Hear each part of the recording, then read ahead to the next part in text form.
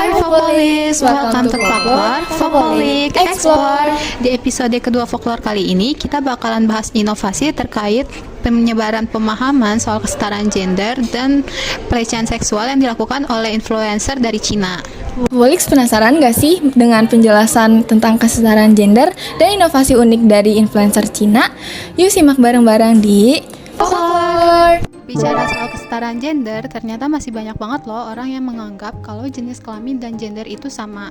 Sebetulnya jenis kelamin itu aspek biologis yang membedakan antara laki-laki dan perempuan, sedangkan gender adalah bentuk konstruksi sosial dan kultural yang memberikan perbedaan peran antara laki-laki dan perempuan.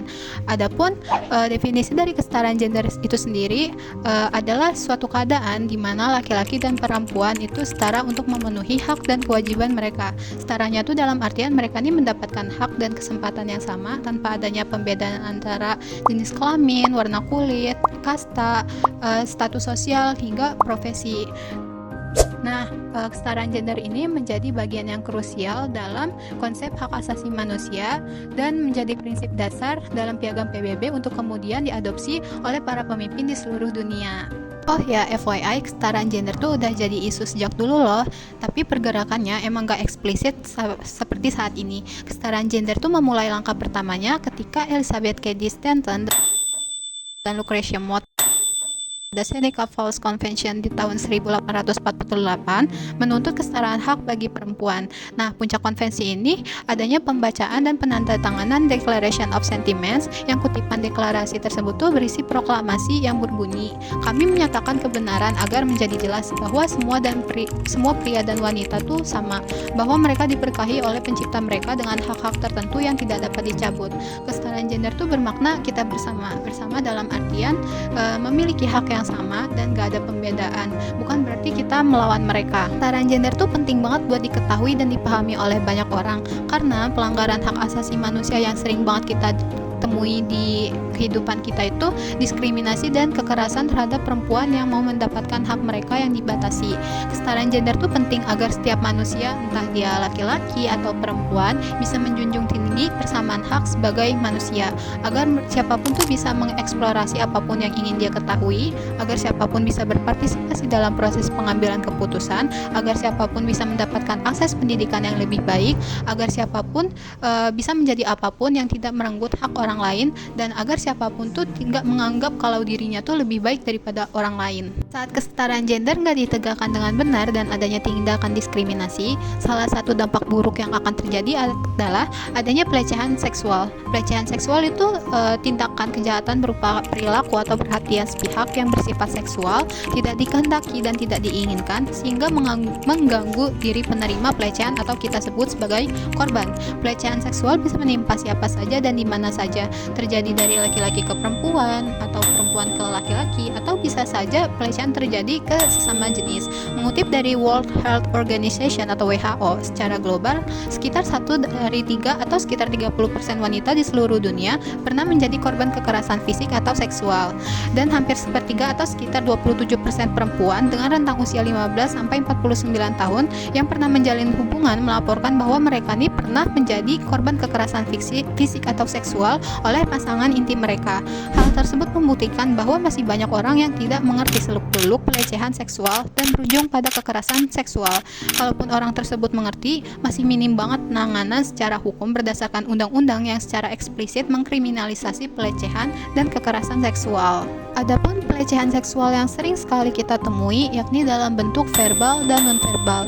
Pelecehan seksual dalam bentuk verbal atau perkataan biasanya pertanyaan ranah pribadi yang sifatnya seksual, kemudian mengomentari tubuh seseorang, melontarkan lelucon berbau seksual, dan memanggil seseorang menggunakan bahasa yang tidak senonoh dan mengarah pada seksual. Sedangkan bentuk pelecehan seksual non-verbal atau berbentuk tindakan biasanya seperti menatap korban dengan pandangan seksual yang mengintimidasi, kemudian isyarat tubuh atau gestur yang mengarah pada perilaku seksual, serta memanggil seseorang dengan siulan dan desahan yang berbau seksual.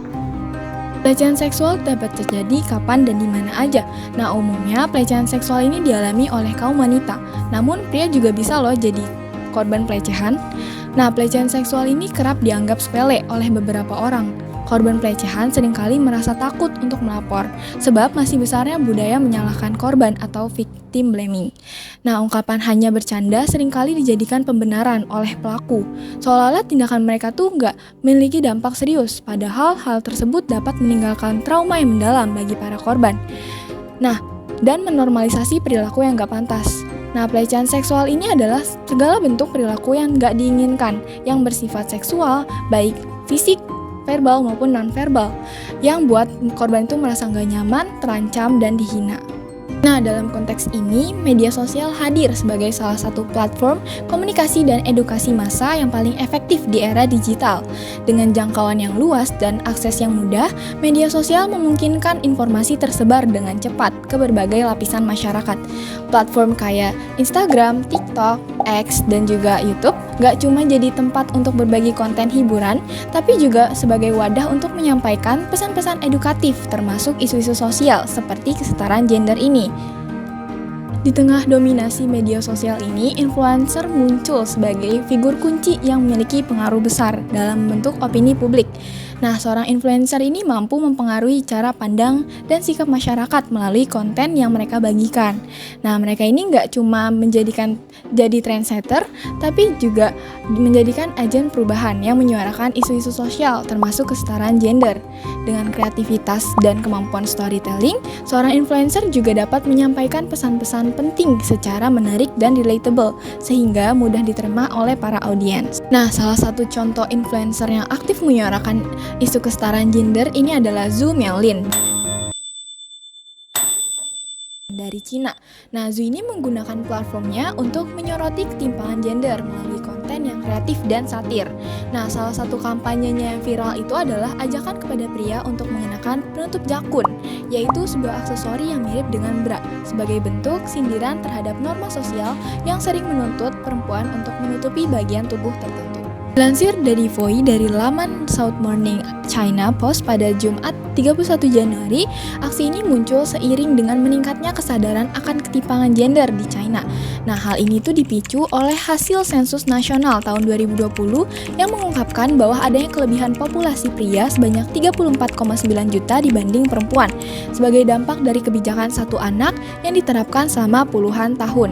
Nah, kebijakan satu anak ini yang sudah diberlakukan sejak 1979 hingga 2015 ini memiliki dampak sosial, yakni adanya budaya patriarki, di mana kaum laki-laki ini dianggap sebagai penerus keluarga dan penanggung jawab utama dalam merawat orang tua.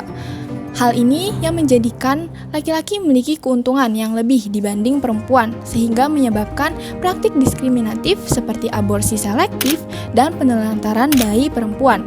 Nah, pada Maret 2024, berbagai proposal dari pejabat tinggi semakin menyoroti tantangan yang dihadapi perempuan. Nah, baik dalam karir maupun kehidupan rumah tangga. Nah, ketimpangan gender yang semakin dalam ini menjadi salah satu alasan banyaknya perempuan muda yang memilih untuk tidak berkeluarga. Nah, Zhu ini ngenalin konsep penutup jakun, yaitu sebuah aksesoris yang menyerupai choker sebagai bentuk kritik terhadap norma sosial yang hanya menuntut untuk perempuan untuk menutupi bagian tubuh tertentu. Nah, menurutnya ini jakun pria juga merupakan bagian sensitif, sama seperti payudara pada perempuan. Bahkan ada warganet yang berpendapat bahwa dalam situasi tertentu, jakun juga bisa memiliki daya tarik sensual. Bra jakun ini pun sukses menjadi tren di Cina hingga terjual lebih dari 7.000 unit di platform e-commerce Cina dengan range harga 5-20 yuan. Selain bra jakun, Zhu juga sering membuat video satir yang ngebalikin peran gender. Nah, dalam videonya, ia menampilkan skenario di mana perempuan ini menjadi pencari nafkah, sementara pria mengambil peran domestik. Nah, konten-konten yang penuh humor dan satir ini berhasil menarik perhatian publik, sekaligus menyadarkan banyak orang tentang ketidakadilan yang sering dialami oleh perempuan. Nah, video-video yang viral itu seperti adegan di mana ia berpura-pura menjadi istri yang dominan atau menggoda pria di jalan, gak cuman menghibur, tapi juga memicu refleksi tentang gimana sih perempuan sering diperlakukan dalam masyarakat. Konten satirnya Zhu ini berhasil menarik perhatian banyak orang yang buat dia viral dengan lebih dari 500.000 pengikut di media sosial Cina. Nah, beberapa video satirnya bahkan meraih lebih dari 1 juta likes. Nah, kepopuleran Zhu ini memicu tren baru di Cina, di mana banyak influencer perempuan di Cina yang buat konten kayak Zhu ini. Nah, respon positif ini nggak cuma terlihat dari jumlah like, komen, maupun share, tapi juga dari perubahan sikap dan persepsi yang terjadi di kalangan penonton. Misalnya, beberapa pria yang menonton konten-konten Zhu ini mengaku kalau misalkan mereka memahami perasaan perempuan yang sering mengalami pelecehan atau diskriminasi. Mereka menyadari bahwa norma-norma sosial yang selama ini dianggap biasa ternyata bisa menimbulkan ketidakadilan. Komentar-komentar kayak, "Aku belum pernah merasakan kemarahan, ketakutan, dan ketidakberdayaan seperti yang dirasakan perempuan saat dilecehkan oleh pria," menunjukkan bahwa konten-konten Zhu ini tidak hanya sekedar menjadi tren, tapi juga alat untuk mengedukasi, menginspirasi, dan menggerakkan masyarakat untuk menciptakan dunia yang lebih setara. Tentu banyak orang yang bingung, kenapa sih representasi kesetaraan gender pakai beras sebagai simbolis yang digunakan pada jakun? Jadi pada Maret 2024, influencer Zhu Miaolin memperkenalkan beras tersebut untuk menyoroti isu kesetaraan gender dan cara untuk menutupi area jakun yang dianggap sebagai area sensitifnya laki-laki, sama seperti perempuan yang menggunakan bra untuk menutupi area sensitif mereka di dada. Zhu Miaolin juga berpendapat kalau jakun pada laki-laki juga area sensitif yang mesti dilindungi, sama seperti perempuan yang melindungi area sensitif mereka. Gunaan penutup jakun tersebut merupakan cara unik yang kreatif dan simbol satir yang dicanangkan Zhu Miaolin agar para laki-laki juga menyadari isu sensitif tersebut. Nah, Fopolix, itu dia pembahasan folklore episode kali ini mengenai kesetaraan gender, pelecehan seksual, dan inovasi dari influencer Cina sebagai bentuk mendukung kesetaraan gender. Gimana, seru kan? Nantikan episode folklore selanjutnya ya. See you!